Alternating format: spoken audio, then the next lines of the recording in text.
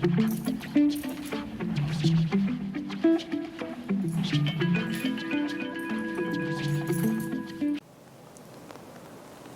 लोग ताओ ते चिंग की यात्रा में चल रहे हैं। आज ताओ ते चिंग के 32वें सूत्र में 32nd वर्स में हम लोग प्रवेश करेंगे। पहले उसको सुनते हैं और फिर उसकी गहराई में हम लोग धीरे धीरे आगे चलते हैं।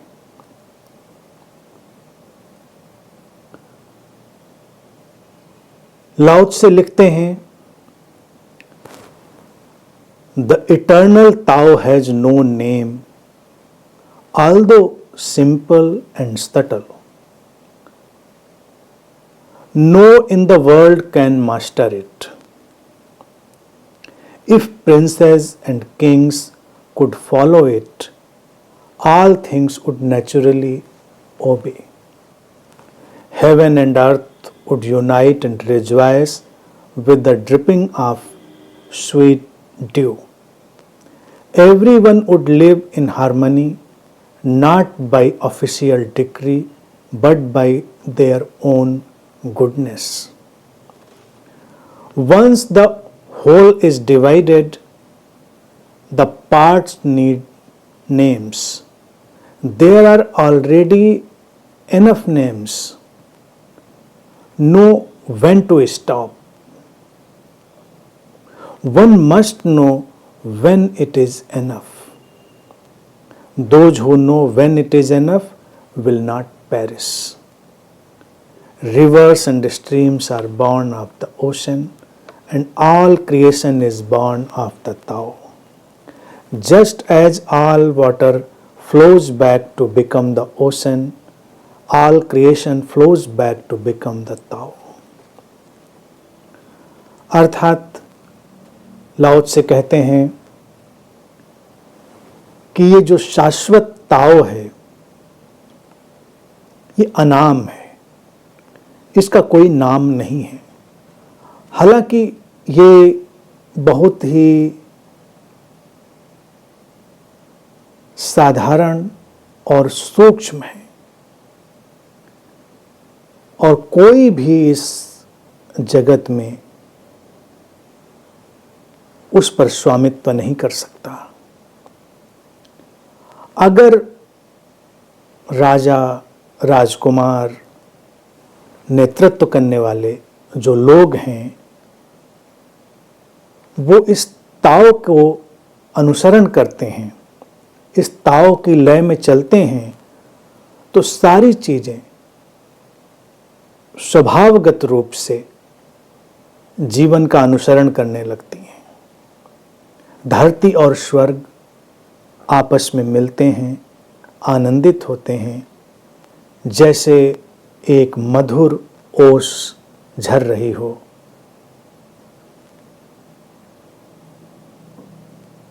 हर कोई एक समस्वरता में जीता है। किसी आधिकारिक आज्ञा के कारण नहीं, बल्कि उनकी अंतर्निहित अच्छाई के कारण।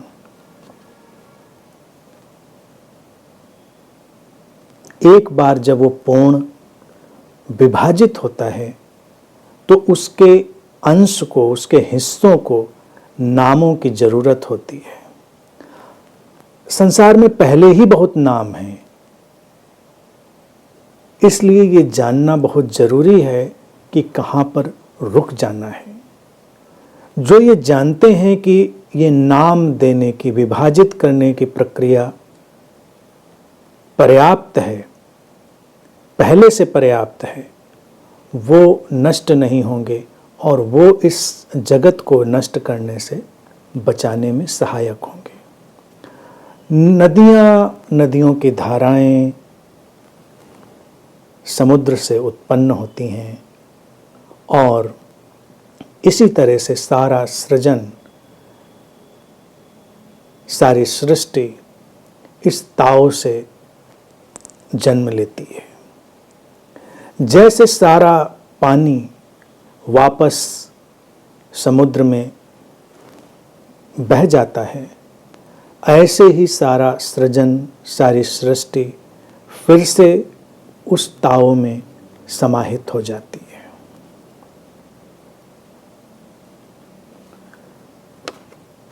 युद्ध और युद्ध जैसी स्थितियों, इन सब पर बात करने के बाद लाओ त्से फिर अपने उस मूल स्वभाव में इस सूत्र में लौटे हैं, जो ताओ के गुणवत्ता और उसकी क्वालिटी को बताने का उनका एक प्रिय ढंग है, एक उनका फेवरेट स्टाइल है। उसमें वो फिर वापस आते हैं। वो कहते हैं कि ये जो ताओ है ये अनाम है, शाश्वत है, परम है, असीम है, फिर भी ये बहुत साधारण और सूक्ष्म है। कोई भी इस पर स्वामित्व नहीं कर सकता।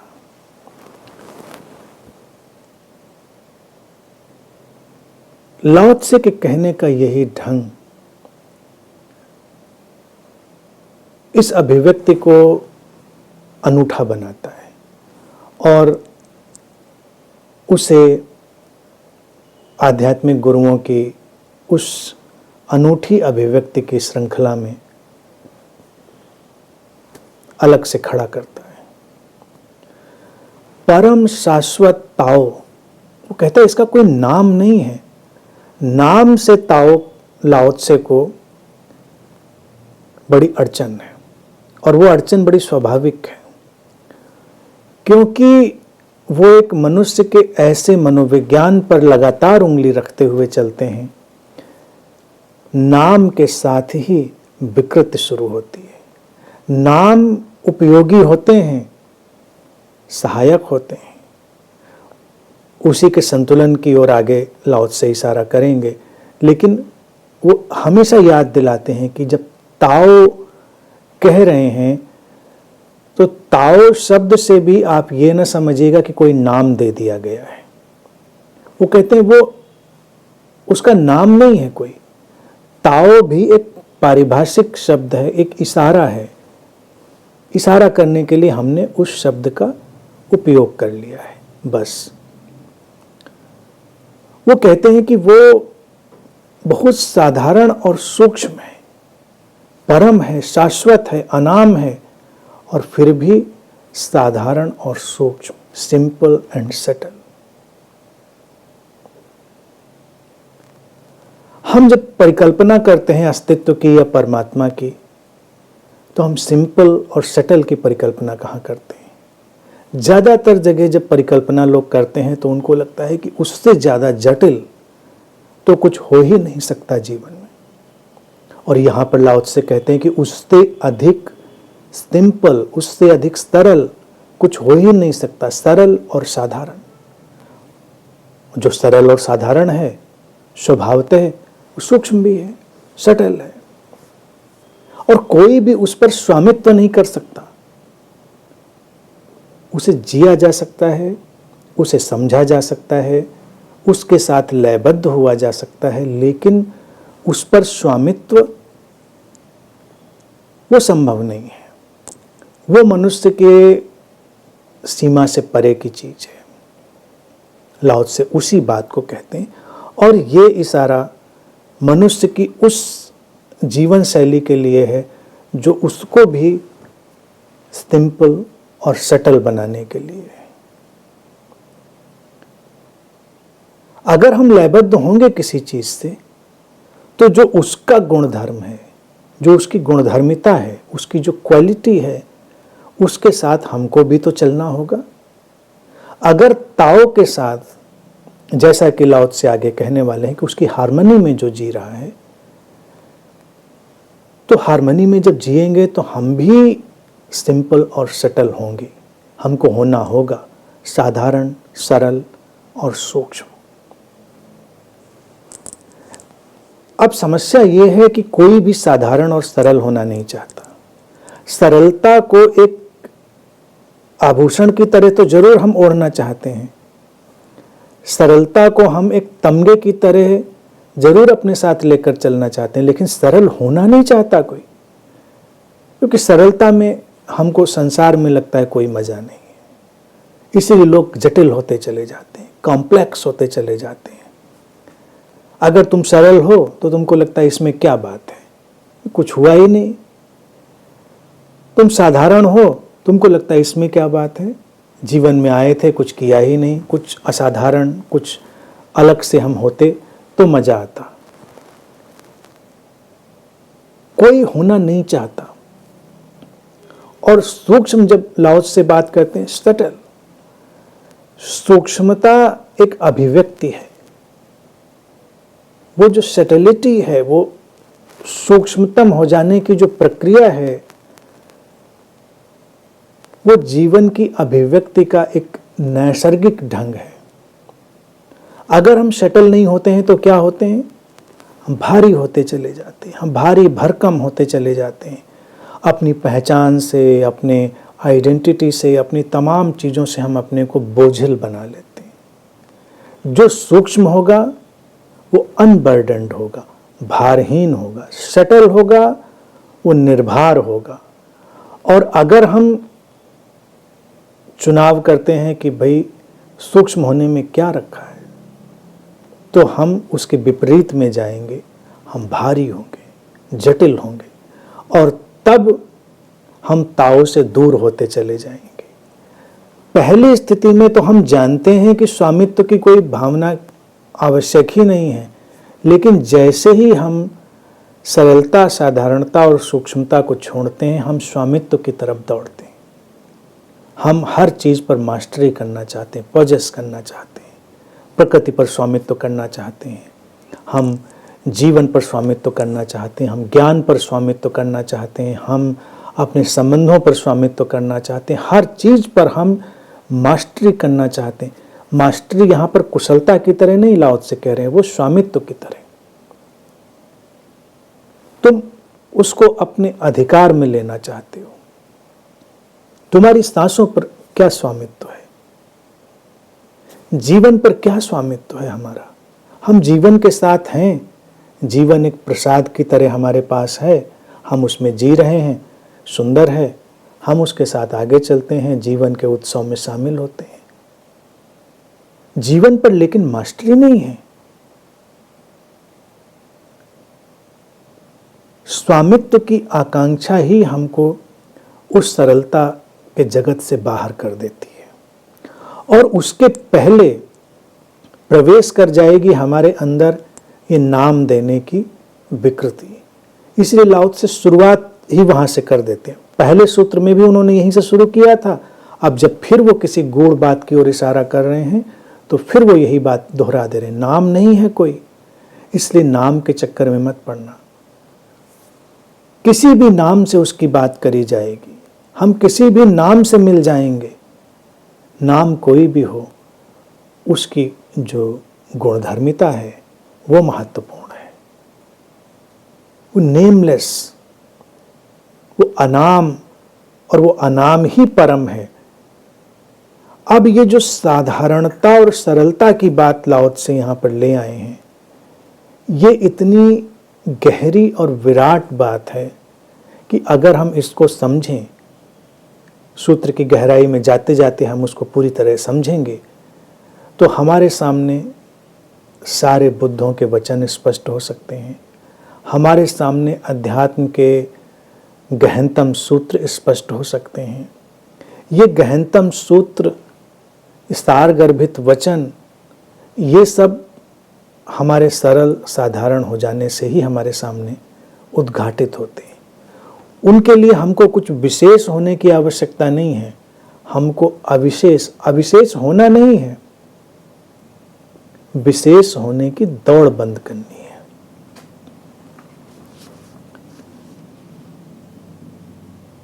आगे लाओस से जो कहते हैं कि जो शासक हैं, अर्थात प्रिंसेस एंड किंग्स, उन्होंने शब्द उपयोग किया, ट्रांसलेशन में आया है, राजा हैं, जो भी शासक लोग हैं, नेतृत्व करने वाले लोग हैं मूलतः, अगर वो ताओ को अनुसरण करते हैं तो वो कहते हैं कि ऑल थिंग्स शुड नेचुरली ओबे, सारी जो चीज़ें हैं वो नैसर्गिक रूप से अनुसरण करेंगी।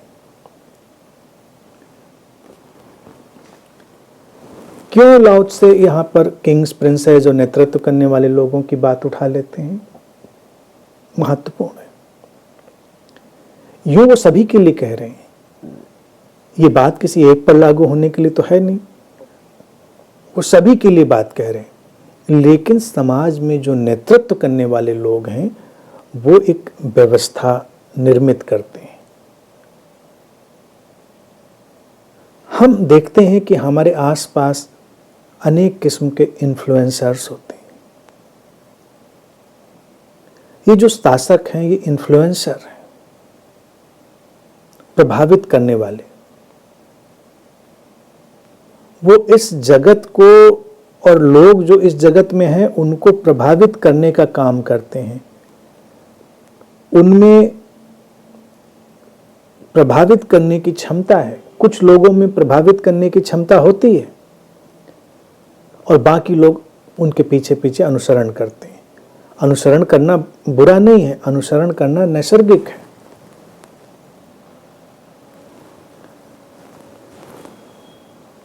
लेकिन लाओ त्से यहां पर लोगों के अनुसरण की बात नहीं कह रहे हैं।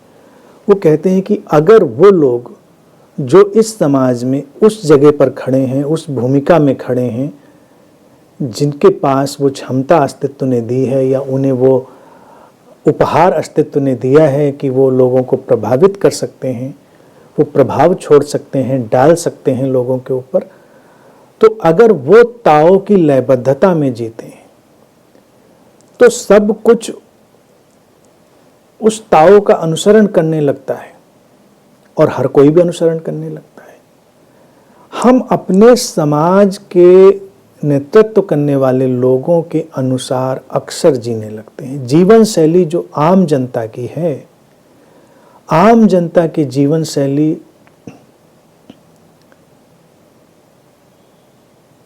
अगर हम गौर से देखें तो वो नेतृत्व करने वाले लोगों के अनुसार ही होती है। वो नेतृत्व करने वाले लोग कहीं भी हो सकते हैं, सत्ता में हो सकते हैं, वो साहित्य में हो सकते हैं, कला में हो सकते हैं, अध्यात्म में हो सकते हैं, कहीं भी। अगर ताओ की नैसर्गिकता से, उसके रहस्य से, उसकी जो शाश्वत प्रज्ञा है उससे टूटे हुए लोग इन्फ्लुएंसर बनते हैं, प्रभावकर्ता बनते हैं, तो आम जनता भी उधर ही भागने लगती है।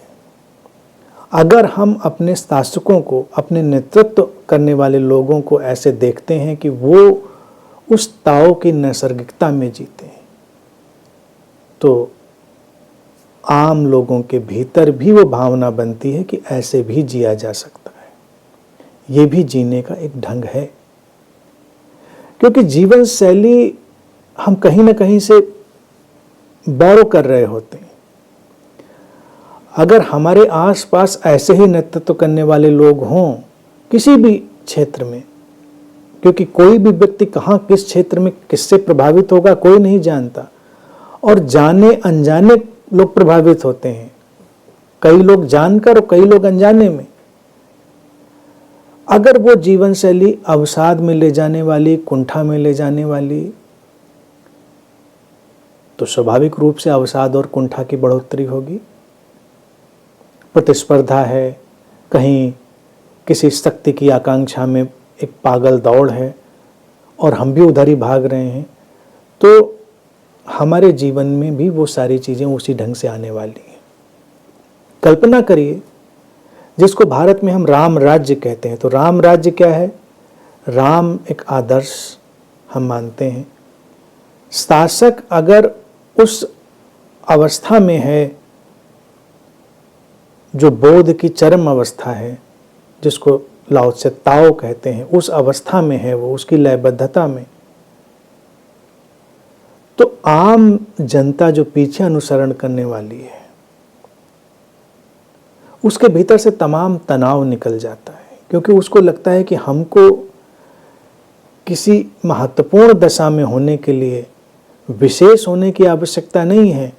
हर व्यक्ति यहाँ पर अपने अपने ढंग से विशेष है और अपना अपना काम कर रहा है, अपना अपना अलग अलग विशेष काम वो कर रहा है। अपनी जगह पर अपने विशेष ढंग से अपना काम कर देना ताओ की लयबद्धता में जीना है। अब ये जो बात यहाँ पर एक और लाओ से कहते हैं कि अगर लोग अनुसरण करने लगेंगे तो सब कुछ भी, जीवन भी अनुसरण करेगा उस ताओ का। यहीं पर बहुत ही छुपे हुए रूप से, बहुत ही सूक्ष्म रूप से एक मिरेकुलस मैसेज लाओ से ड्रॉप करते हैं। हम चाहते क्या हैं जीवन में, हम इस पर दृष्टिपात करें। हम चाहते हैं कि जीवन हमारे अनुसार चले। नहीं लगता हमको ऐसा? जीवन हमारे अनुसार चलता नहीं, ये समस्या है। हम चाहते हैं ऐसा हो, होता कुछ और है। हम कुछ और चाहते हैं, होता कुछ और है। अक्सर हमको लगता है कि हम जीवन के साथ एक संघर्ष में पड़े हुए हैं, एक द्वंद्व चल रहा है, एक खींचातानी चल रही है। और वो इसलिए चल रही है, लाओ से कह रहे हैं कि जो नेतृत्व करने वाली सत्ता है, अब इसको थोड़ा और सटल कर दें। सटल यानी सूक्ष्म कहकर ही लाओ त्से ने एक प्लेटफॉर्म ऑफ प्रोजेक्शन हमारे सामने रख दिया था, यानी कि जिस जगह खड़े होकर आप चीज़ों को प्रक्षेपित करेंगे, समझेंगे। तो ये जो नेतृत्व करने वाला है, ये बाहर तो एक किसी न किसी रूप में है, लेकिन हमारे भीतर भी ये जो किंग्स और प्रिंसेस और स्वामित्व नेतृत्व करने वाले लोग हैं, ये हमारे भीतर एक वृत्ति के रूप में। हम अपने जीवन की किसी न किसी शैली के माध्यम से खींचे जाते हैं। इसको सूक्ष्म करके जब आंतरिक बनाएंगे तो हमको दिखाई देगा कि हमारी जीवन शैली, यानी कि हमारी नेतृत्व करने वाली जीवन शैली, मूल जीवन शैली, वो हमको किस दिशा में खींचती है? ताओ की लयबद्धता की दिशा में खींचती है या ताओ से विपरीत खींचती है? जैसे हम बबूल का पेड़ बोकर आम पाने की आकांक्षा करें, यहां पर वही बात लाओ से कह रहे हैं। तो आम का फल कैसे मिलेगा? पेड़ बबूल का बोया है। अब बबूल का पेड़ बोया हमारी उस अंदर की प्रवृत्ति ने, जो हमें नेतृत्व दे रही थी, यानी कि हमको खींच रही थी जीवन में आगे। फिर हम कितनी भी पूजा प्रार्थना करें, हम कुछ भी करें, लेकिन उससे आएंगे बबूल के कांटे ही, उससे आम के फल आने वाले नहीं। फिर जब आम के फल नहीं आएंगे और बबूल के कांटे चुभेंगे तो हम कहेंगे कि अस्तित्व नाइंसाफी करता है। हम पारंपरिक भाषा का उपयोग करेंगे तो कहेंगे परमात्मा ध्यान नहीं दे रहा है। क्यों इतनी परेशानी है जीवन में, हमारे इतनी तकलीफ क्यों है? हर व्यक्ति इसी संघर्ष में। एक तो हर व्यक्ति को लगता है कि जो उसके आसपास के लोग हैं वो उसको नहीं समझते। वो हमेशा इसी उलझन और पीड़ा में घिरा हुआ है कि लोग मुझे समझते नहीं। अब तुम इतनी बड़ी गुत्थी हो कि लोग तुम्हें समझते नहीं। लोग नहीं समझते तुमको, ये गुत्थी। क्यों समझें तुमको? तुम समझते हो किसी को? कभी तुम्हारे अंदर ये संशय उभरा कि कहीं ऐसा तो नहीं कि तुम किसी को समझने में चूक करते हो? कहीं ऐसा तो नहीं कि तुम्हारा जो समझने का ढंग है, तुम्हारा परसेप्शन है, तुम्हारा जो नज़रिया है, वो ठीक नहीं हो सकता है? हम वो नहीं देखते। हमेशा सभी का यही दर्द है कि दूसरे नहीं समझते, संबंधों में, आसपास के दायरों में। और दूसरी सबसे बड़ी समस्या कि जैसे ये अस्तित्व, ये दिव्यता उसके लिए कुछ नाइंसाफी कर रही है, कुछ ठीक ठीक नहीं हो रहा है। जो उसको लिए होना चाहिए था वो नहीं हो रहा है। वो किसी और चीज का हकदार था और अस्तित्व उसको किसी और तरफ धक्का दिए दे रहा है, क्योंकि वो दूसरे लोगों की तरफ देखता है तो उसको लगता है कि देखिए उनके जीवन में ये हो रहा है, उनके जीवन में वो हो रहा है और मेरे जीवन में ये हो रहा है। क्या कर रहा है अस्तित्व? तमाम लोगों को उलझन होती है ना, चाहे वो धार्मिक लोग हों चाहे अधार्मिक लोग हों, उनको लगता है कि ये अस्तित्व क्या कर रहा है। कोई कहेगा ईश्वर क्या कर रहा है। सारी प्रार्थनाएं पूजाएं इसी पर खड़ी हुई हैं कि कुछ उनके मन माफिक कर दे।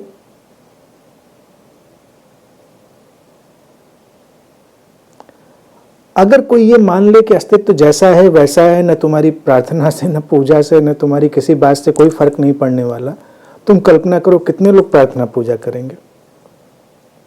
ये मंदिरों, मस्जिदों, मज़ारों, बाजारों, ये जो इनके बाजार हैं, उनमें सब में तुरंत ताला पड़ जाएगा। जब तुम्हारे मन माफिक कुछ होना ही नहीं है तो तुमको क्या करना। लाओ त्से कह रहे मन माफिक नहीं, यहां मन माफिक नहीं होता है। जब तुम ताओ की लयबद्धता में होते हो, उसका अनुसरण करते हो, तो जीवन भी जो तुम्हारे साथ है वो उस ताओ का अनुसरण करता है। एक लय पैदा होती है, एक हार्मनी पैदा होती है, एक समस्वरता पैदा होती है। हार्मनी, समस्वरता अर्थात वही लय जो बाहर है वही लय भीतर है। इसी को समस्वरता, हार्मनी कहते हैं। जीवन सबसे सुखद, सबसे शांत आशीर्वाद जैसा तभी जान पड़ता है जब व्यक्ति को लगता है कि जीवन तो जैसा होना चाहिए वैसा ही है, जीवन में कोई कमी नहीं, जीवन इस क्षण ठीक वैसा है जैसा होना चाहिए। और ये बात पूरी तरह ठीक है।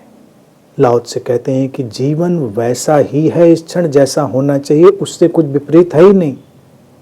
यही निसर्ग योग है, यही इस प्रकृति का कार्य व्यापार है। वो कहते हैं कि जब तुम ताओ को समझोगे, अर्थात उसकी रहस्यमयता को, उसकी साधारणता को, उसके अनूठेपन को, और संक्षेप में देखा जाए तुम उस परम स्वीकार में जीना प्रारंभ करोगे। तुम उस परम स्वीकार की दशा में जीना प्रारंभ करोगे तो जीवन तुम्हारे लिए मार्ग प्रशस्त करेगा। ये मिरेकुलस चीजें हैं। यहां पर तुम्हें ऐसा नहीं लगेगा कि बीज कोई बो और फल कोई आए। बीज और फल की यात्रा में एक तारतम्य है, सामंजस्य है, और कांटे भी बुरे नहीं हैं। अगर तुमने बबूल बोया है, उसे कांटे तो हो सकता है कांटों का उपयोग, बबूल तो बड़ा उसके औषधीय गुण भी हैं। अगर तुम जागृत हो जाओ ताओ की लयबद्धता में तो उसके कांटों के बजाय उसके औषधीय गुण का उपयोग कर सकते हो। तुम आम खाने का इरादा छोड़कर बबूल की दातून कर सकते हो। यानी कि जीवन में जब समस्या है तो समस्या में तुम उसको कोसोगे या उसके अंदर उतरकर तुम कुछ उससे सारभूत ग्रहण कर लोगे,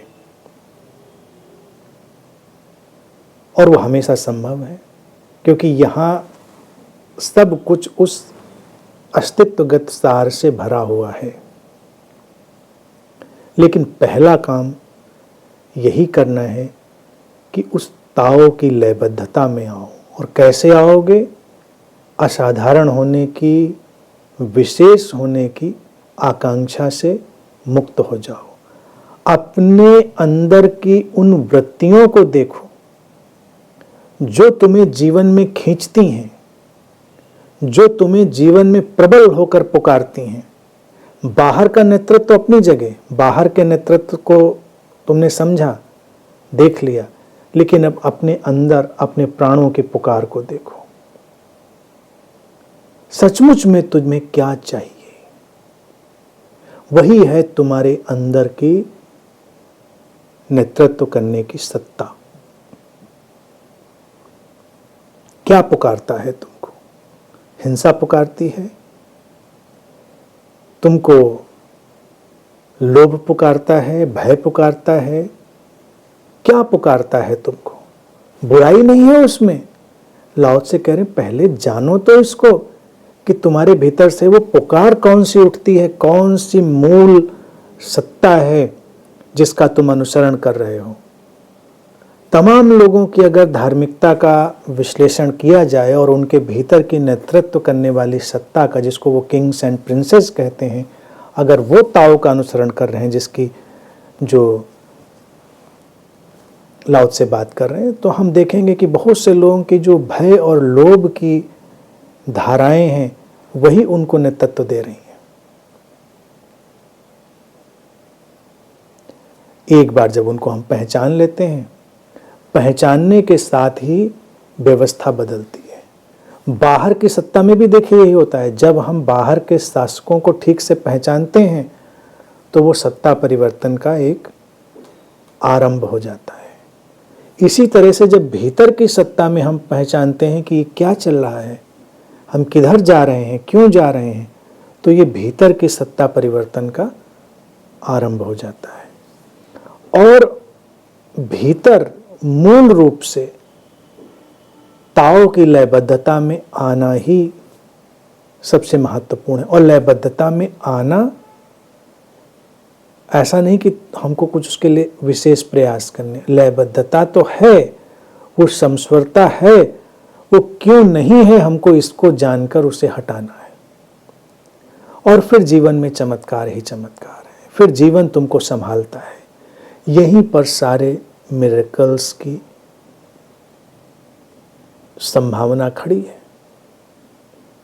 ये जो ताओ का जगत है ये बड़ा ही चमत्कारिक है, लेकिन ये तब प्रकट होता है जब व्यक्ति अपने भीतर से चमत्कार की हर आकांक्षा गिरा देता है।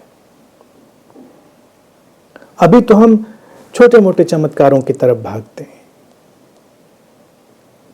और ताओ का ये सूत्र कहता है कि जब तुम उस ताओ की लयबद्धता में आओगे तो जीवन लयबद्धता में आ जाएगा। वो सब कुछ उसका अनुसरण करने लगेगा, तो वो सबसे चमत्कारिक चीज होगी। तुम जहां पर जैसे कदम रखोगे तुम्हें लगेगा जीवन ने तुम्हें संभाला है, यहां पर सब कुछ वैसे ही है जैसे होना चाहिए था, उससे अन्यथा कुछ भी नहीं है। लाओ से कहते हैं कि धरती और स्वर्ग मिलते हैं, आनंदित होते हैं, जैसे एक मधुर ओस की बारिश हो रही हो। अगर ऐसा होता है कि हम उस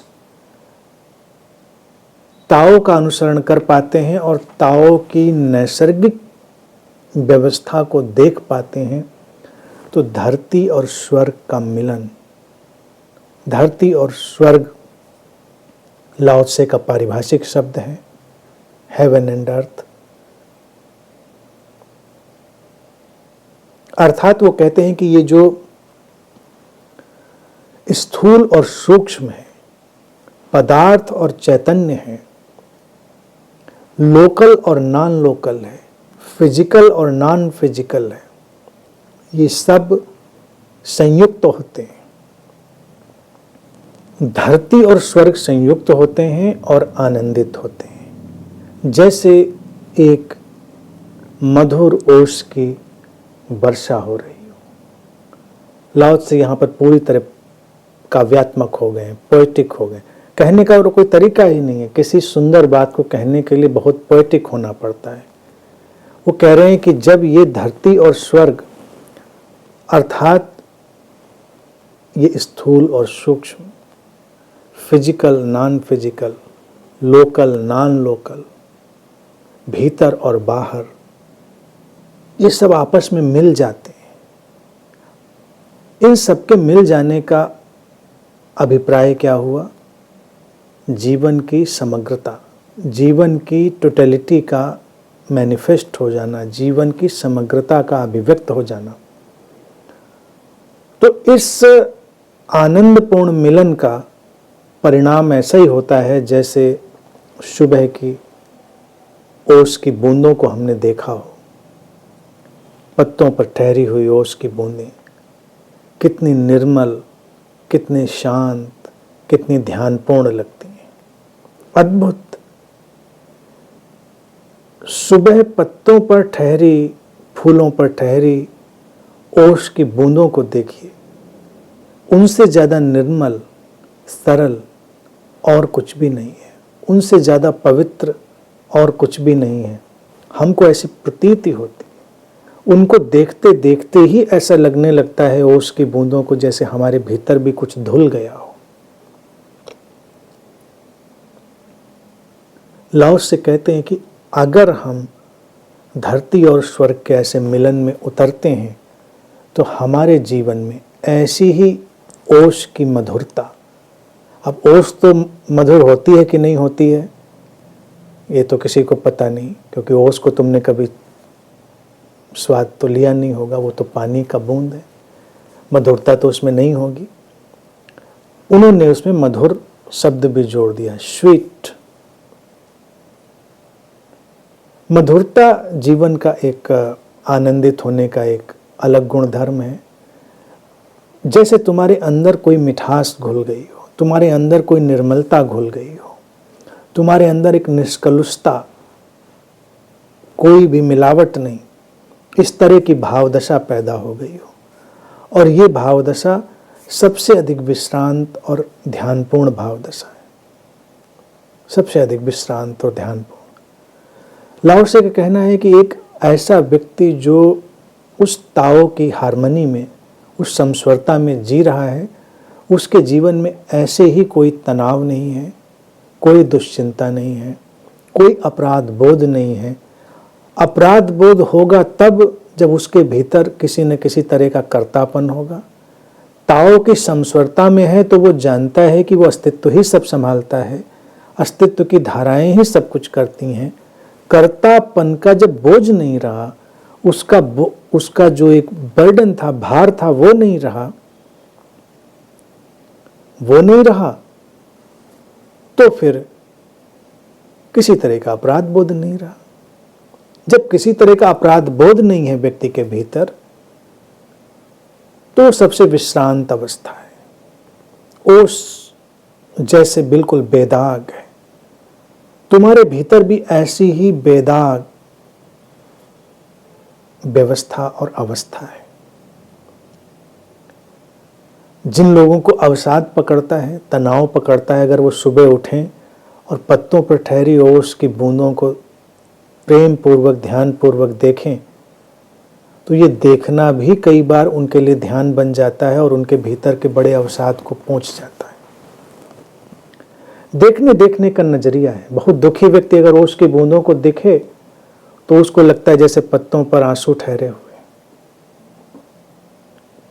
उसको लगेगा जैसे ये सारी प्रकृति अभी अभी रो पड़ी है और पत्तों पर आंसू बिखरे हुए।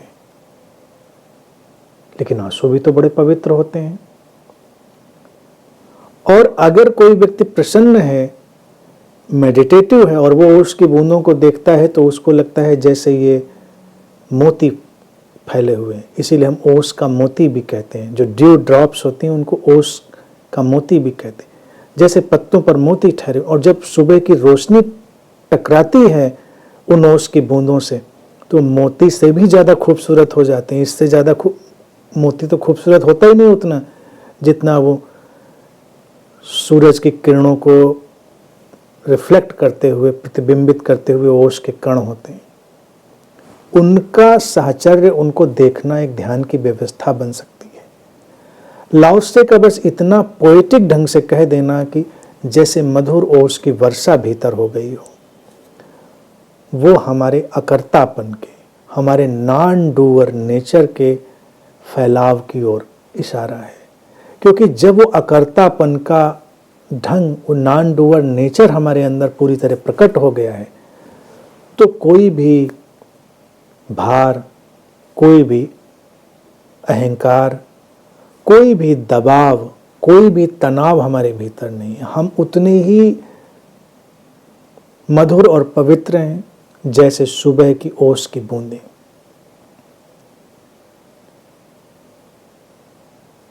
ये कहने का ढंग है, देखने का नजरिया है। अगर हम इसको देखें और समझें तो जीवन कितना खूबसूरत नहीं हो जाता। जीवन की खूबसूरती में कमी कहाँ पर है? हम उसमें कमियां पैदा कर देते हैं। छोटे बच्चे क्यों खूबसूरत लगते हैं? वो भी तो ओस की बूंदों जैसे खूबसूरत लगते हैं, क्योंकि अभी उनके पास तुलना नहीं है, प्रतिद्वंदिता नहीं है, उनके पास तमाम तरह की अवधारणाएं नहीं है, वो ताओ के साथ लयबद्ध हैं। लाओ त्से ने जैसे बात करी ना प्रिंसेस, तो कई बार लोग कहते हैं राजकुमार जैसा लड़का। अब राजकुमार क्या, राजकुमार के सुर्खाब के पड़ लगे होते हैं। तुम तमाम तथाकथित राजकुमारों को देखोगे तो तुम्हें समझ में नहीं आएगा ये कौन से सांचे में ढाल के बनाए गए हैं। आजकल के तमाम राजनेताओं के बच्चे देखो, वो भी तो राजकुमारों के बच्चे कहे जाए, राजाओं के बच्चे राजकुमार, वो भी जैसे किसी जंगल से चले आ रहे हैं। तो राजकुमार कोई सुंदरता का परिचायक नहीं है, लेकिन ये एक पारिभाषिक शब्द है। लाओ त्से जब कह रहे हैं तो हर बच्चा देखिए प्रिंस है, हर बच्ची प्रिंसेस है, सुंदर, क्योंकि वो उस हार्मनी में है।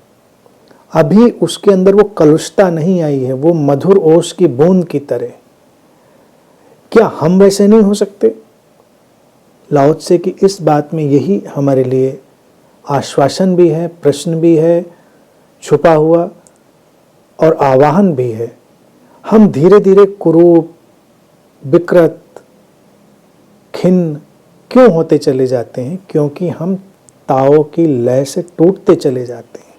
हम ताओ की लय से टूटते चले जाते हैं और हमको लगता है कि जीवन कहीं अलग भागा जा रहा है, हम कहीं अलग भागे जा रहे हैं, और इस खींचातानी में ऐसा लगता है कि सब कुछ बिखर रहा है, जबकि बिखर कुछ भी नहीं रहा है।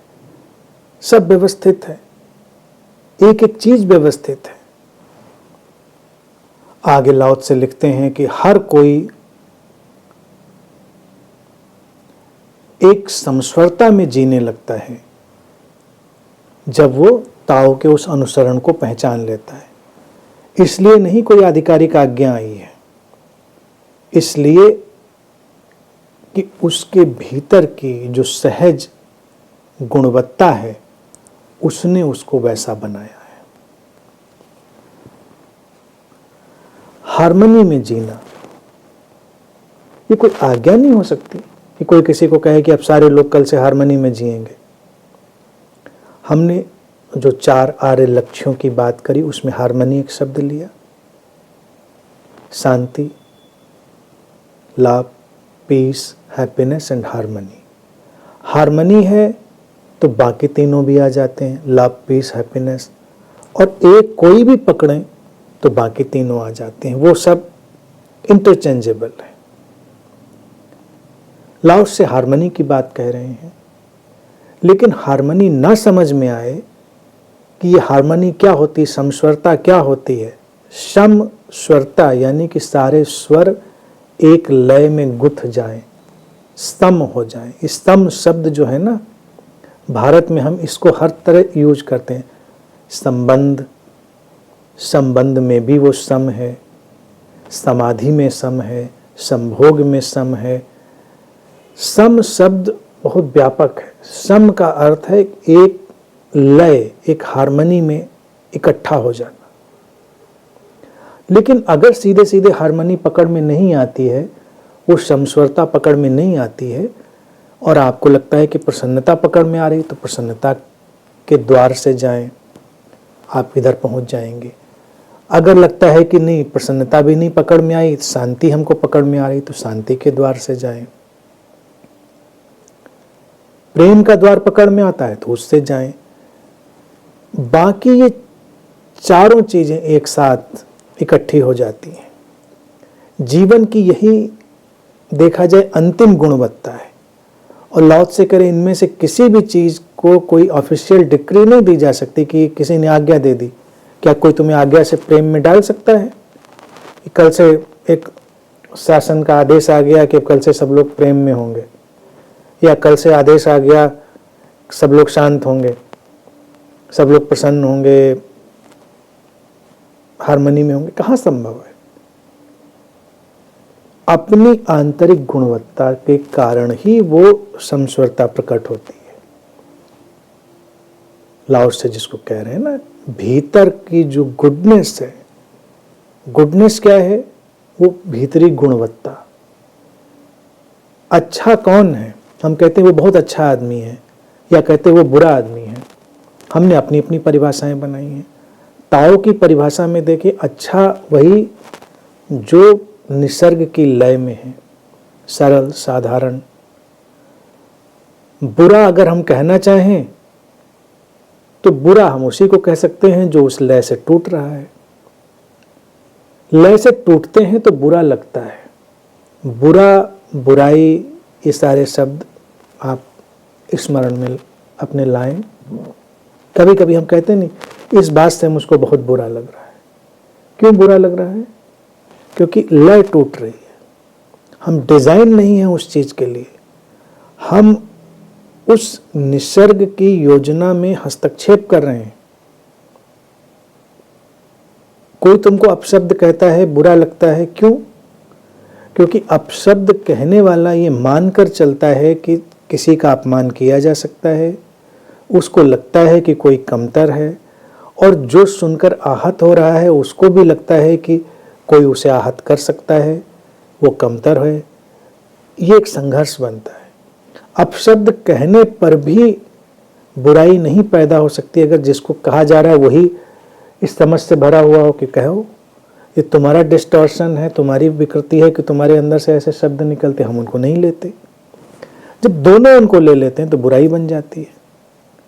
लेकिन जिसने उनका उपयोग किया वो पहले ही उस लय से टूट गया ना, नहीं तो हम अपशब्द क्यों कर कहेंगे? अपशब्दों में किसी की अवमानना और अपमान की ही तो भावना होती है, और वो इसलिए होती है क्योंकि हम उसके अनूठेपन को इनकार करते हैं।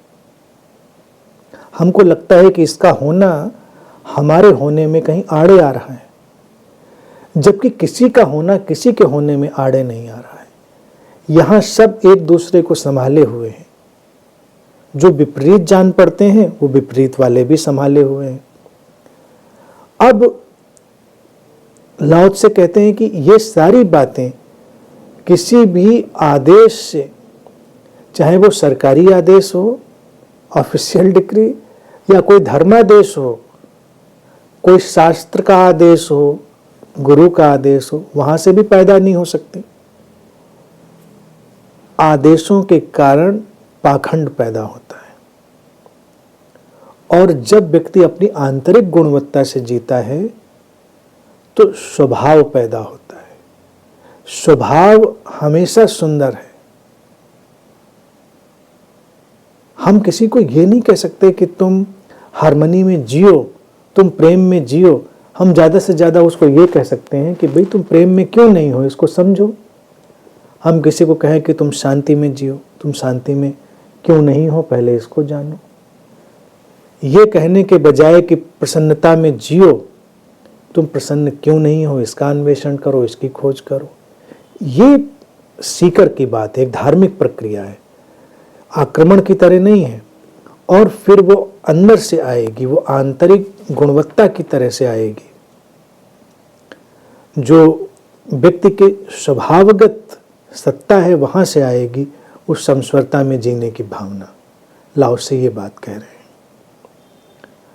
और वो कहते हैं कि जब वो पूर्ण विभाजित होता है तो उसके हिस्सों को, उसके अंशों को नाम दिए जाते हैं। इस संसार में पहले से ही बहुत नाम है।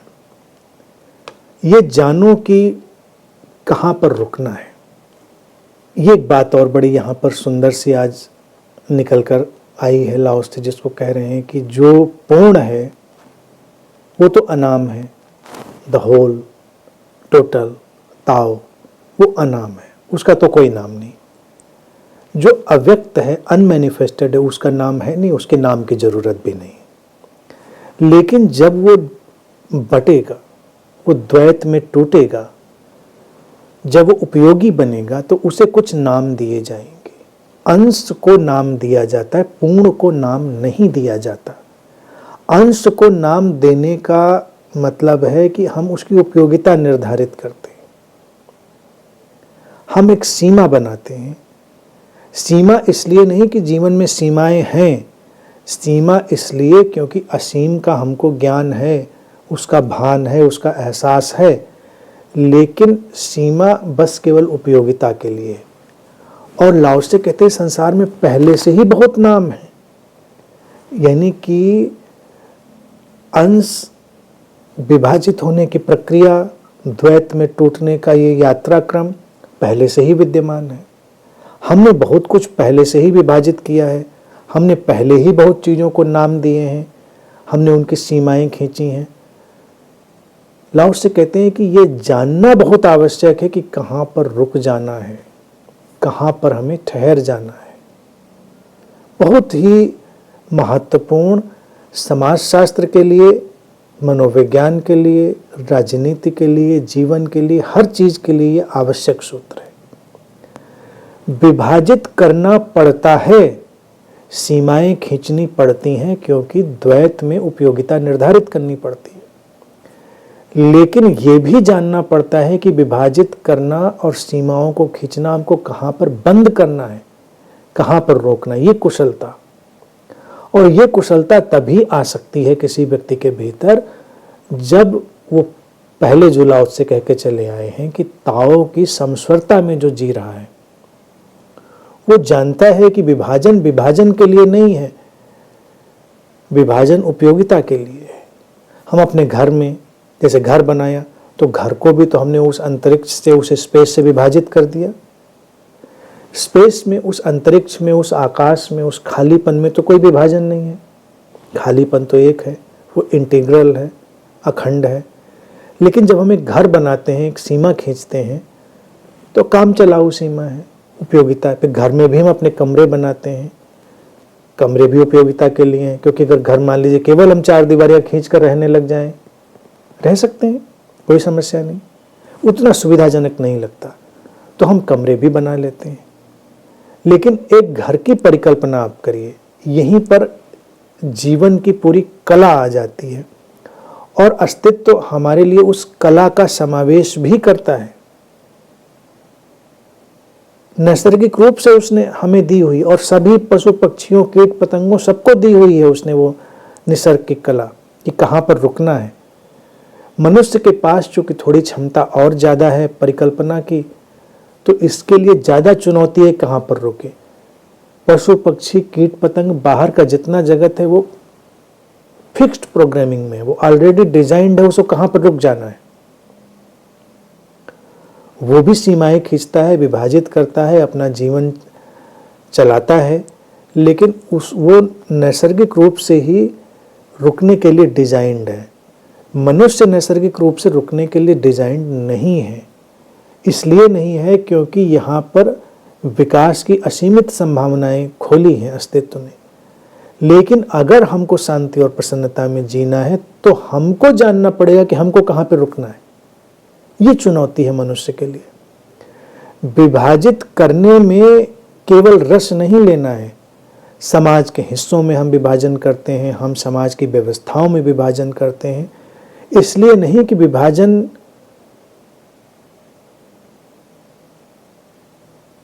करने में कोई रुचि होनी चाहिए, इसलिए कि सुचारू रूप से चीजें चल सके। सुचारू रूप से जो नहीं रुकेगा वो इतना ज्यादा तोड़ता चला जाएगा, इतना ज्यादा विभाजित करता चला जाएगा कि जीवन बिल्कुल त्रासदी में बदल जाएगा। अपने घर का ही उदाहरण लें। घर में नीट एंड क्लीन हमने कुछ अपने कमरे निकाले, नीट एंड क्लीन हमने कबर्ड्स, नीट एंड क्लीन सब निकाला जितना जरूरी था विभाजन के लिए। तो हमने नाम भी दिए कि भाई ये वॉशरूम है, ये ड्राइंग रूम है, ये डाइनिंग रूम है, सब हमने किचन है वगैरह वगैरह। डिवाइड करते हैं तो नाम भी देना पड़ता है उपयोगिता के लिए, क्योंकि किसी को भेजना है तो सामान कहाँ से लाएगा। तो पक्का पता है कि भाई किचन का सामान किचन से ही लाएंगे। ना नाम दिया होता किचन और बाथरूम तो क्या कहते, जाके एक प्लेट लेके आओ तो पहले बाथरूम में चला जाता, तो कहीं ड्राइंग रूम में चला जाता, तो कहीं कहीं चला जाता, छत पे चला जाता ढूंढने। विभाजित ही नहीं किया था हमने, कोई नाम ही नहीं दिया था। नाम नहीं दिया था तो कोई पहचान नहीं आई थी, कोई उपयोगिता नहीं आई थी। उदाहरण से समझें, जीवन में भी ऐसे ही करते हैं। तो हमने इसीलिए उदाहरण के तौर से ये बात कह रहे हैं। तो जो हमने कहा एक कप ले आओ, एक प्लेट ले आओ, तो हम किचन में गए क्योंकि वो नाम उपयोगी था। हमने कोई और चीज कही तो हम उससे संबंधित जगह पर गए। ये विभाजित करना। लेकिन फिर आप कमरों के अंदर कमरे, फिर और छोटी छोटी चीजें, फिर दड़बा बना दीजिए तो आप रहने लायक घर को नहीं छोड़ेंगे। इतना ज्यादा विभाजित कर दीजिए कि आप फिर रहने लायक ही नहीं छोड़ेंगे। कहां पर रुकना है ये भी तय कर दें। किचन का ही उदाहरण में, किचन में भी हमने सेल्फ और सब अच्छे से, हम जानते हैं लोग उपयोग करते हैं हम लोग वहां पर, और हमको ये अब पता चल गया कहां पर रुक जाना है। लेकिन आप सोचिए उसमें इतना इतना विभाजन कर दें कि किसी से कोई काम कराना ही मुश्किल हो जाएगा। ऐसे वो जाता है, अपना काम करता है, चीजें निकाल लेता है। भारत में हमने इन चीजों को प्रयोग के तौर पर समाज में भी डाला। लेकिन अब मनुष्य के अंदर चूंकि एक वानर प्रवृत्ति भी है कि वो कूदता चला जाता है इस साख से उस साख पर, कहाँ की कहाँ चीजें पहुंचा देता है। तो जिन चीजों को हम बुरा आज मानने लगे हैं वो ताओ के अनुसार उपयोगी भी हैं और उसमें बुराई हमने पैदा करी है। भारत में जैसे वर्ण व्यवस्था का एक विवरण आया, ब्राह्मण, क्षत्रिय, वैश्य, शूद्र। अगर हम भारतीय साहित्य को और जो भारतीय प्राचीन शास्त्र हैं उनको देखें तो वहाँ पर कहीं ऐसा वर्णन नहीं मिलेगा कि ये जन्म से आई हुई व्यवस्थाएं हैं। ये तो बाद में लोगों ने उस पर आरोपित करने की कोशिश कर ली। लेकिन कुशल ढंग से भारत में समाज को चलाने के लिए एक सोशियोलॉजिकल ढंग से उनकी अंतःप्रज्ञा देखी। लोगों ने देखा कि ये 4 किस्म की धाराएं जा रही हैं, तो हम 4 किस्म के लोगों को आइडेंटिफाई कर लेते हैं। ब्राह्मण जो ज्ञान, शिक्षा, विद्या इसमें निष्णात है, नैसर्गिक रूप से कुछ लोग उधर खींचे जा रहे हैं, उनका ताव उनको ब्राह्मण बना रहा है। तो हमने कहा कि इनको हम आइडेंटिफाई कर देते ब्राह्मण की तरह। कुछ लोगों को शक्ति, उनका साहस, उनका शौर्य पुकार रहा होता है, उनका ताव उधर जाता है, हमने उनको क्षत्रिय की तरह आइडेंटिफाई कर दिया। कुछ लोगों के अंदर धन अर्जित करने की, धन का निर्माण करने की एक नैसर्गिक क्षमता होती, प्रतिभा होती है, उनको हमने वैश्य की तरह आइडेंटिफाई कर दिया। शूद्र भी कोई निंदित शब्द नहीं था भारत में, ये तो हमने बाद में धीरे धीरे निंदित बना दिया, पता नहीं किस प्रभाव में। हमने कहा कुछ लोग सेवा में, सर्विस में, इन सब चीज़ों में बहुत रुचि रखने वाले होते हैं, उनको हम शूद्र की तरह आइडेंटिफाई कर देते हैं। बाद में किसने कहानियाँ जोड़ी, किसने उनका वो किया, उसमें नहीं पड़ेंगे क्योंकि उन चीज़ों की प्रामाणिकता नहीं है, उसमें जाएंगे तो उलझ जाएंगे। लेकिन ये मोटा विभाजन कितना उपयोगी था। मनोवैज्ञानिक रूप से देखें तो ये 4 पर्सनैलिटी टाइप हमको मिल जाते हैं। अब इनके अनुसार काम करना आसान है, हमको जिससे जो काम निकालना है उससे वो काम निकालने। धन अर्जित करने की बात अगर देखिए, वैश्य वाले गुण की बात कुछ लोगों में नहीं होता, वो लाख उपाय कर लें वो धन का उपार्जन कर ही नहीं सकते, संसाधनों का उपार्जन कर ही नहीं सकते, वो असफल हो जाते।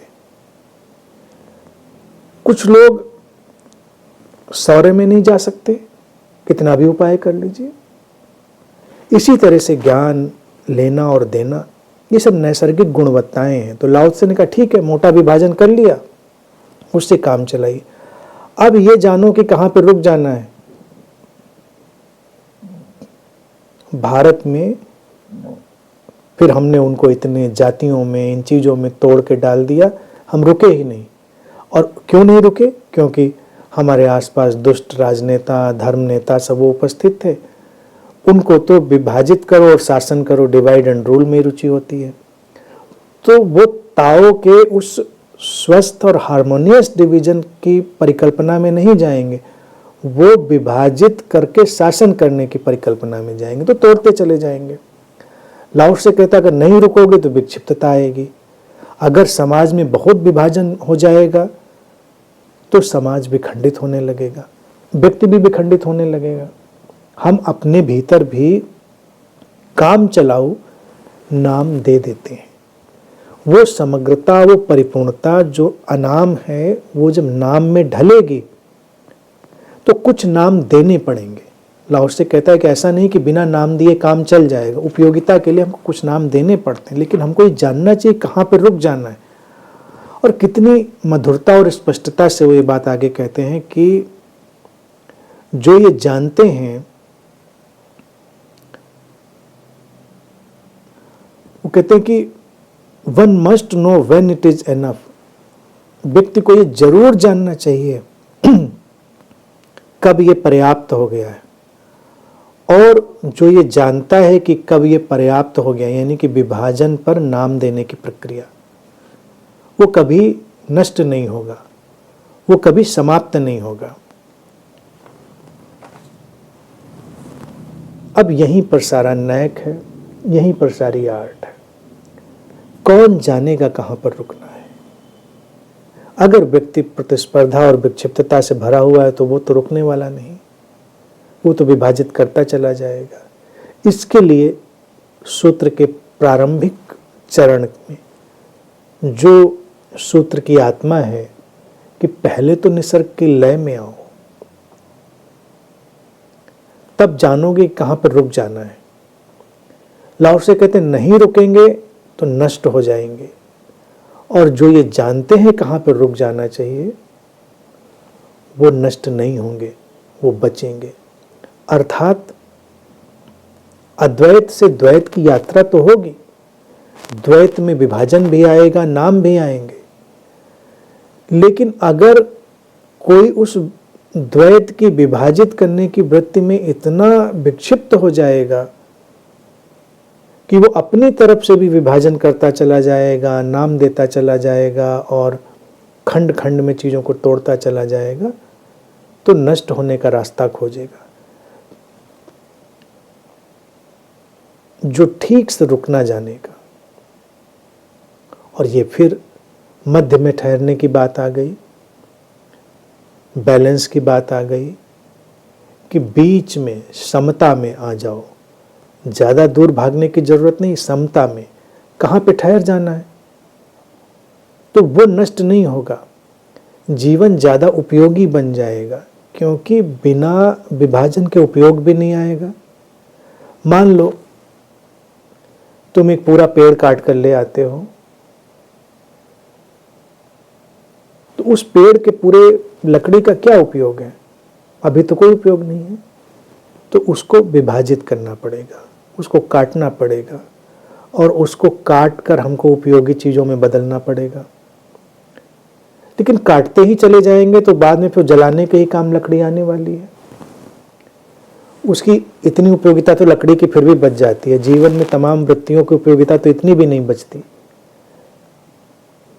पूरी लकड़ी को काट पीट डालेंगे तो वो केवल ईंधन में बदल जाएगी, जलाने के काम आएगी। लेकिन अगर उसको व्यवस्थित संतुलित ढंग से काटेंगे तो उपयोग में आएगी, जीवन में हमारे सुव्यवस्था देगी। और लाओ से कहते हैं कि हमेशा पहले के सूत्रों में उन्होंने इस बात को रखा है कि ताओ उस अनकार्व्ड वुड की तरह होता है, अनतराशी लकड़ी की तरह होता है, यानी कि जिस लकड़ी को तराशा नहीं, लेकिन जीवन में तराशने की जरूरत भी पड़ती है, तराशा जाता है। तो ये केवल उपयोगिता और संतुलन में लाने का व्यवहारिक सूत्र भी है। कहाँ पर रुकना चाहिए उसकी बड़ी व्यवहारिकता है, और इसको हम जीवन के तमाम चीज़ों पर फैला दें तो भी हमको चीज़ समझ में आएगी। वो व्यक्ति जीवन में कभी भी निराश और असफल नहीं होता जो ये जानता है कि कब बोलना चाहिए और कब बोलने से रुक जाना चाहिए, कब इनफ है। जो ये जानता है कि कब हमें चल देना चाहिए, कब हमें रुक जाना चाहिए। तुम किसी के यहाँ गए, प्रसन्नता हुई, उसने तुम्हारा स्वागत किया, अब तुमको एक कुशलता आनी चाहिए कि when there is enough, कब पर्याप्त है कि अब तुम उठकर चलो, नमस्कार करो। तुम नहीं गए तो वही प्रसन्नता थोड़ी देर में तनाव में बदलने लगती है कि अभी तो बहुत अच्छा लगा था, अब अतिथि तुम कब जाओगे वाली फिर बात आ जाती है। तो कब तुम चल देते हो, संबंध भी बड़े सुंदर बने रहते हैं। संबंधों में जुड़ना और अलग होना दोनों का संतुलन आना चाहिए। कब तुमको साथ होना चाहिए और कब तुम्हें साथ के बीच अंतराल पैदा करना चाहिए, अगर ये जानते हो तो संबंध हमेशा सुंदर बने रहेंगे। अगर इसी अंतर्दृष्टि को हम हर तरफ फैलाएं, हम जाने ही ना कि कब वो एनफ आ गया है, नष्ट। भोजन की बात ले लें, भोजन में भी हमको पता होना चाहिए कब एनफ इज एनफ,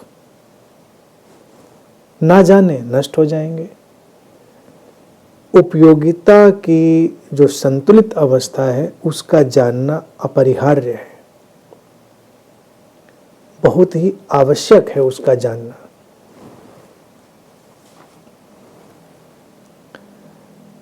आगे लाओ से कहते हैं कि सारी नदियां धाराएं समुद्र से निकलती हैं जैसे, ऐसे ही सारा सृजन सारी सृष्टि इस ताओ से निकलती है। और जैसे सारा जो जल है वापस समुद्र में चला जाता है, ऐसे ही सारा सृजन और सारी सृष्टि उस ताओ में समाहित हो जाती है, लौट जाती है। जीवन की अभिव्यक्ति अनभिव्यक्ति, सृजन और प्रलय का जो नृत्य है उसकी बात यहाँ पर है। लाओ से कहते हैं कि जैसे नदियाँ धाराएं समुद्र से निकलती हैं और फिर वापस समुद्र में चली जाती हैं, ऐसे ही ये सृजन और ये सृष्टि है ताओ से, अर्थात उस अनाम अनभिव्यक्त सत्ता से, उस अद्वैत से सब निकलता है। द्वैत का पूरा फैलाव होता है और फिर वो द्वैत अद्वैत में विलीन हो जाता है। ये जीवन का क्रम है, यही नृत्य है। नदियों और धाराओं की बात और उनका उदाहरण वो भी समझने के लिए अपने में बड़ा अच्छा है और पोएटिक है। नदियाँ केवल नदियाँ ही नहीं होती, नदियाँ केवल जमीन पर ही नहीं बहती हैं। नदियाँ अर्थात बहते हुए जल की एक धारा, वो कहते समुद्र से निकली, एक जो समग्र जलराशि है वहीं से वो कहते हैं नदियाँ निकली। लेकिन हमको तो नहीं लगता कि नदियाँ वहाँ से निकली, हमको तो लगता है कि नदियाँ तो कहीं हिमालय से निकली हैं, तो कहीं से निकली हैं, कहीं से निकली, वो जाके समुद्र में मिल जाती हैं। लेकिन मूल रूप से जल का जो स्रोत है वहीं से निकली हैं। आसमान में तैरते हुए बादल भी नदियों का ही रूप होते हैं। ये जो सूरज की गर्मी में, सूरज के उत्ताप में जो पानी ऊपर खींच लिया जाता है वो वही जल है। अनेक अनेक रूपों में वो चलता है, ढलता है, बदलता है। हमारे शरीर में भी नदियां हैं। ये जो पानी है 70 से 75%, ये भी समुद्र ही तो है। ये नमी वातावरण में, ये भी तो समुद्र ही है। चारों तरफ एक उस ताओ का ही नृत्य है। लाओ से कहते हैं कि जैसे, उदाहरण के लिए उन्होंने समुद्र और नदियों का उदाहरण लिया, और जैसे नदियों का बदलाव है, बहाव है, धाराओं का रंग रूप बदलना है, अनेक अनेक तरह से उठना और गिरना है, ऐसे ही ये सृजन और सृष्टि का एक बहाव है, उनका एक प्रवाह है, वो स्टैटिक नहीं है। अनेक अनेक रूपों में ये सृष्टि आगे जा रही है, बह रही है। और जैसे नदियां वापस समुद्र में जाके लय हो जाती हैं, लाओ से कहते हैं द्वैत का सारा नृत्य भी एक दिन अद्वैत में जाकर लीन हो जाता है। जैसे हम रात की सुषुप्ति से, गहरी नींद से उठते हैं, सुबह के सारी हलचल, कार्य व्यापार, और फिर रात की सुषुप्ति में, उस गहरी नींद में हम खो जाते हैं। एक वर्तुल तो रोज हमारे 24 घंटे में भी चलता है, एक जन्म मृत्यु के वर्तुल में चलता है। ये सारे वर्तुल चल रहे हैं, साइकिल्स चल रहे हैं। इनमें संघर्ष में पड़ने की जरूरत नहीं है। इसमें कोई कहे कि ऐसा होना चाहिए, ऐसा नहीं होना चाहिए। आना और जाना ये एक ही क्रम का हिस्सा है। जिसने ये जान लिया कि पर्याप्त क्या है, कब रुकना है, कब चलना है, कब मौन होना है, कब बोलना है, वो इस वर्तुल को जानता है। जो कोई वर्तुल को जानता है वो विचलित नहीं होता। यही जीवन का ढंग है। ये चलता रहेगा ऐसे, ये अनंत काल तक ऐसे ही अपने ढंग से। लाओ से कहते ताओ से ही उनका उद्गम हुआ है, सृजन और सृष्टि का। ताओ से उद्गम, ताओ लाओ से का पारिभाषिक शब्द है। हम भारत में कहें उस परम सत्ता से, उस ब्रह्म से, या उपनिषदों की भाषा में हम सीधे सीधे कहें उससे, बस केवल उससे उद्गम हुआ है। तो ये एक लय जीवन की चलेगी। इस लय को जो कोई स्वीकार कर लेता है उसके जीवन में तनाव की कोई व्यवस्था नहीं रहती। अस्तित्व उसे संभालता है, गुणवत्ताएं उसके भीतर से फूटती हैं। हमको बस इतना सीखना, और वो सीखने की क्षमता भी हमको अस्तित्व ने दी है। बस उस पर दृष्टिपात करना है कि कब हमको विभाजित करने पर रुकना है। हमको अपने भीतर के जो नेतृत्व करने की सत्ता है, जो हमारी अंतर्निहित पुकार है, उसको समझना है, उस पर काम करना है। कौन सी मूल वृत्ति है जो हमको खींचती है, उसको हम समझेंगे। और अगर वो ताओ से टूटी हुई है तो उसको ताओ की लय में लाएंगे। ताओ की लय में लाने का अर्थ है उसको एक गहरे स्वीकार में हम डालेंगे। स्वीकार जबरदस्ती नहीं, वो ऑफिशियल डिक्री नहीं कि कोई शासन का आदेश आ गया या कोई आदेश की तरह से हम डालेंगे। समझकर, समझ के साथ। और जितना इस समझ का फैलाव विस्तार होता चला जाएगा, उतना ही वो हार्मनी हमारे जीवन का हिस्सा बनेगी, हमारी नैसर्गिकता बनेगी। और उस ताओ की उस व्यवस्था में हम जिएंगे जहाँ पर धरती और आकाश एक दूसरे के आलिंगन में हो जाते हैं और जीवन में ओस की मधुर वर्षा होती है। एक निष्कलुषता, निर्भरता, निर्दोषता जीवन में पैदा हो जाती है। हर व्यक्ति के भीतर वही निष्कलुष, निर्दोष दशा है। कोई भी अनावश्यक तनाव, अनावश्यक भार अस्तित्व ने हमको नहीं दिया है। हम अपनी ही उस विचार से उसको पैदा करते हैं जो हमको ताओ की लय से तोड़ता है। तो निसर्ग के साथ रहें, उस पर भरोसा करें। जीवन का यही सबसे बड़ा चमत्कार है कि जब तुम जीवन पर भरोसा करते हो, जीवन तुम्हें हर तरफ से संभालता है, हर तरफ से तुम्हें सहेजता है। इसीलिए ताओ को जो लाओ त्से ने कहा कि फेमिनिन मिस्ट्री, एक मदर लाइक नेचर, उसको हमें मौका देना चाहिए, हमको अवसर देना चाहिए देखने के लिए किस तरह से उसने हमको संभाला है। और जब ये हमको दिखाई दे जाता है तो जीवन से सारा संताप विदा हो जाता है। And that is end of suffering. And end of suffering is total enlightenment. And that is now and here. और वो अभी और यही है, हमेशा उपलब्ध है। ठीक है, आज के लिए इतनी बात।